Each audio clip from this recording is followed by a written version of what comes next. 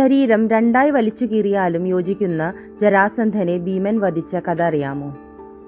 മഗധ രാജ്യത്തെ രാജാവായിരുന്ന ബൃഹദത്തന് വർഷങ്ങൾ കഴിഞ്ഞിട്ടും സന്താനഭാഗ്യമുണ്ടായില്ല.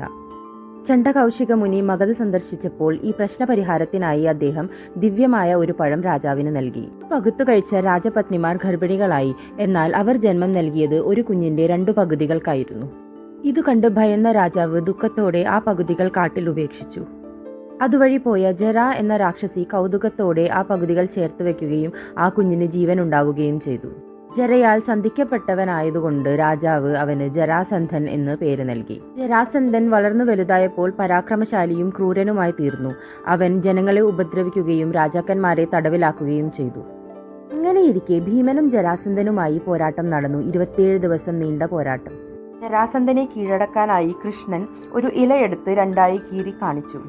സൂചന മനസ്സിലാക്കിയ ഭീമൻ ജരാസന്ധന്റെ ശരീരം 2ആയി കീറി. എന്നാൽ അത്ഭുതമെന്നവണ്ണം അത് നിമിഷനേരം കൊണ്ട് കൂട്ടിയോജിച്ചു. കൃഷ്ണൻ മറ്റൊരു ഇലയെടുത്ത് കീറി അതിന്റെ കഷ്ണങ്ങൾ വിപരീത ദിശയിലേക്ക് എറിഞ്ഞു.